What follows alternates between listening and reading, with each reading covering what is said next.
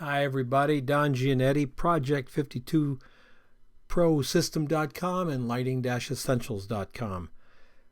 Project 52 is a place where we teach photographers the professional aspects of being a commercial photographer. It's a holistic approach. We do assignments, real-world assignments. We talk business, we talk portfolios, and we get you working in this crazy business we call commercial photographer.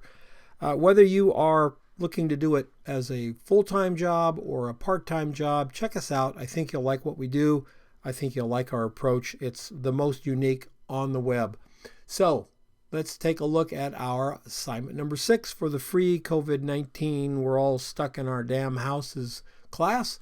And we are looking at, this is number 6, and we're looking at dimension and shape. Photography is a two-dimensional art form. Lighting makes the third dimension. We have to add shape and we have to add dimension to our images with lighting. And we're going to look at 8 examples here of how photographers have done that very, very nicely and uniquely and without spending tons of money. So we're not trying to have you buy Broncolors here or Hasselblads. It's photography. Let's get a look in here. Anders Ericsson is a good friend of mine up in Sweden and a great photographer, and did this beautiful picture. Look at the shape of the candle. We get the shape from the highlight and the roundness here, the dark, highlight, dark, and then right here on the edge we get a little bit more light. Look at this, bright, dark, and we get a little bit more light. We see it's round. Even though if we look at this, that looks almost flat, like we know it's round. We know these are sharp. We know the dimension. We know the background is back there, back here, and we know that the foreground is up here because Anders has lit it so nicely. Now this is in a little building that he's using here. He's got a little smoke in the air here. And the way he got it is he took his Pro Photo outside and shone it through the window. So it's just like the sun outside. Let's go back and look at the shot, making sure everything gets lit just like the sun would do. And we've got the window frames here just like the sun would do. There's a little bit of something here that lets us know it's not the sun. I'm not going to tell you. When you go over to the website, let me know what you see in the picture that kind of tells you it's not the sun. Hint, it's not the color of the light or the softness of the light or any of those things.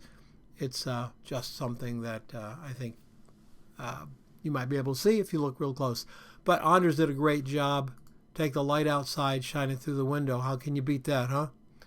Bob Wheaton, a photographer in Massachusetts right now, did this picture for us by putting the line down the bottle and the line down the glass. We see that the bottle is in front of the glass. The lines help figure that out.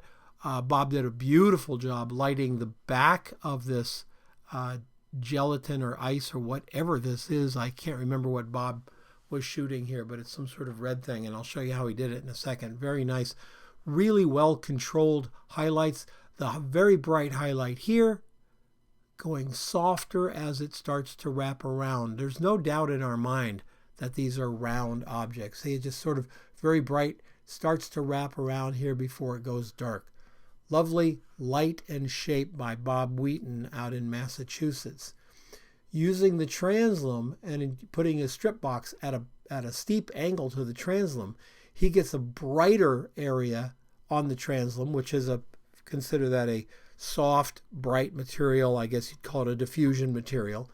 It's very bright where this softbox is close, and then it gets less bright as the softbox pulls away from the translum itself. Let's go take a look again at the picture where the softbox is very close to the translum, and then as it starts to fall off, it's a little bit farther away, so it's not as bright. The light on the translum's not as bright. Very clever. 2 lights.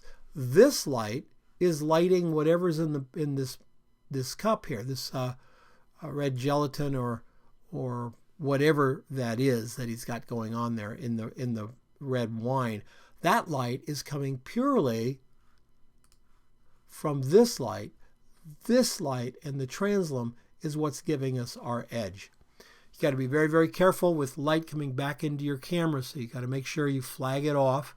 Bob had flags here. I think he took them out when he was shooting, but generally you got black flags between that light and your camera. You got a black flag. You don't, if you're standing at camera, you don't want to see these lights. If you can keep from it, you do not want to see these lights. If you're seeing them, the lens is seeing them. Pretty cool, huh? Simple to do, a couple of strip boxes. Dennis Boyer did this shot. We've got a beautiful highlight on this old rusted can here. Look at that. Highlight here, going off to dark. Highlight going off to dark. We've got a fill card over on the left that's giving us a little fill here, a little pop, and then it goes dark back over here. But notice Dennis kept the light going behind the subject. So we see the roundness. We see the shape of it. We see the dimension of this coming forward here. Look at how the light comes down the side of this. We know that this is a thick bottle because we can see how thick it is. The light helps show us that. We see the shape and the dimension. How did he do it? Super simple. He put a big sloppy light source over here. Let's say, I believe this what Dennis used was an umbrella with a diffuser over the front of it. I call it a sloppy light source. It's just a mess over here. That's all you need to get your light to look really pretty here. It doesn't have to, look perfect over there. It can be kind of a mess. So one light source with a scrim and a beautiful, beautiful shot. Yes, there is a reflector on this side. I think you can see it here. He's using a gold reflector, and he's made sure that this gold reflector is seeing this light at the magic words, angle of incident, angle of reflection. You have to stand, you have to put your face, stand where your subject is, and look at your reflector. If you can't see this flash going off in the reflector, just like a mirror, then it's not doing anything for your shot. Just because it's a reflector over there, if it's not reflecting anything, it's not doing anything. This is a gold reflector. That means it's metallic. That means it's got an efficient surface. If this was a white diffuser, reflector over here, diffused light reflector, it would light up white because this light up white, and that's it. It's diffused light. It will still gives this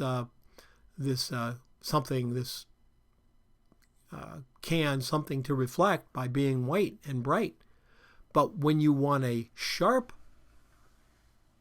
reflection like this, very sharp, then you need to see that light hitting your subject. So you go over here, you stand right here, and you look at that reflector. Close your eyes off if you have to. Hold your hands up against your head if you have to. Fire your flash, and if you see the flash in here, then you've got it. If you do not, you don't have anything. So we're going from that to something very simple. This is from our wonderful Duane Middlebrook. We lost Duane last year. Duane was a photographer over in the Philippines and specialized in natural light. And look at the dimension here on the papaya and the apples. Duane is shooting simply on his porch, but he's making sure at the time of day, look at the pot. The time of day has a lot of bright light behind him. So that's where you're getting these highlights in the fruit. And the porch is big enough that it goes a little bit darker on the side. So as the papaya wraps around to the side, guess what? It doesn't have anything bright to reflect. And so it comes out a little bit dark. Same with the apple. Goes a little bit dark, bright. We see the dimension and we see the shape. We see this apple in front of that apple. We see this little kiwi fruit in front of that apple. We see it. Duane Middlebrook off in the Philippines. Ivan Singer going with a real bright shot. This is a bowl, a silver bowl. All that silver you see, all that bright white you see is the light source reflecting back to the camera because it's a bowl. But look what it does. Look what the light source does to the cherry tomatoes. Beautiful highlight on top. It kind of falls off back there. The bright light behind the cherry tomatoes gives them shape. We've got shape on every one of these tomatoes. Every one of these peppers, we've got shape. Just perfect, telling us what this thing looks like. And we've got dimension by highlight and shadow here. Lovely shot by Ivan Singer. This is how he did the shot, but it's a different subject. Same light, different subject. Keith Emmons stacked up some bell peppers. Gave us a bright highlight here. Let it go fall off here.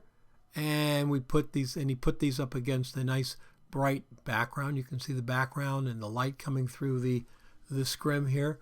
A couple of mirrors on this side to give some poppy light. We'll go back and look. And a big set of reflector cards. Wanted to keep it very open. But look at the dimension that he's created. I mean, we really see these little shadows. These edges just pop out from the back everywhere. Little soft background there pulls our, when I say soft background, I'm talking about the horizon line. It really pulls our subject forward. Very, very nice, very cool, beautiful use of light and color here. And a simple setup. Kevin Carson using a light above and a light to the side. We get this beautiful highlight across the top. It goes dark here just a little bit, starts to fall off. He's got a very specular light source here to add a little bit more dimension to it. You can see it right here in the apple, but in the apples up here, you get the highlight. They fall off into the shadow. We see that they're round. We also see that this one is in front of that one. Lots of dimension in this. He's using the cool color of the little can here against the warm colors of the background. That also gives us some dimension. Very, very nice shot by Kevin Carson. Very simply done. Nice big scrim at the top. He's using a softbox with it close at this side of the scrim, a little farther away, so we get a much more interesting highlight than if it was just a softbox and we had just a box reflection there. So working with that and then gently placing some diffuse fill cards. This is white foam core, and over here somewhere he's got, I believe it's a silver, a piece of silver. That might be the silver right there.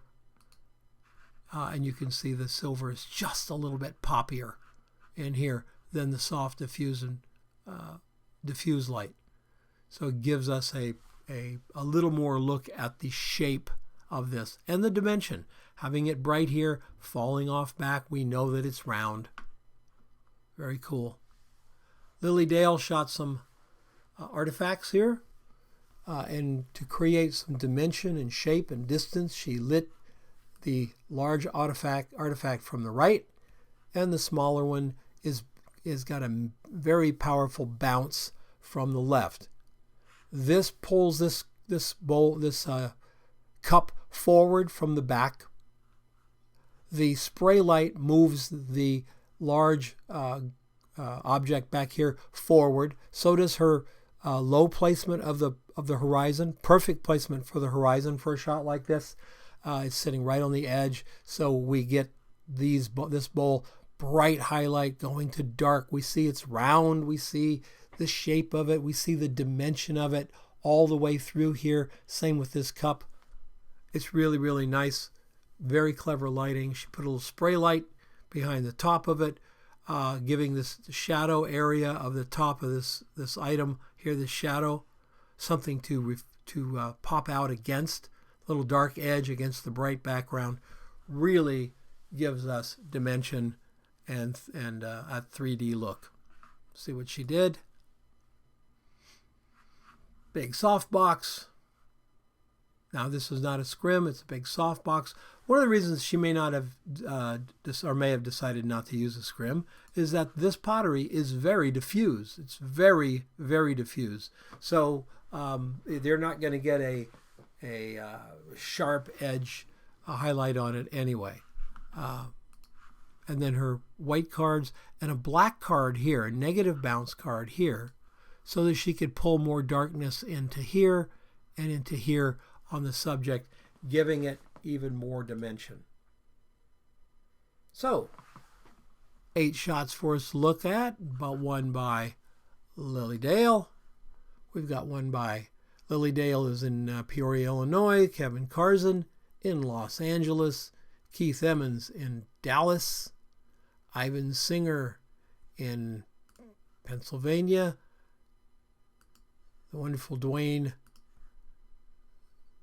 Middlebrook, Dennis Boyer, Bob Wheaton in Massachusetts, and Anders Ericsson in Sweden. All right, so now it's time for you to do your shot. Good luck. I look forward to seeing them up on the page. If you have any questions about Project 52, please let me know. If you like what we're doing here with the assignments, let me know that as well. And if you'd like to subscribe to my humble little channel here, I encourage you to do that. I don't care about the bell if you want to be dinged and stuff. I post about once or twice a week. I try to keep it photography related, except for now and then we talk about motorcycles. But anyway, thank you very much. I'll see you next time. Have a great one.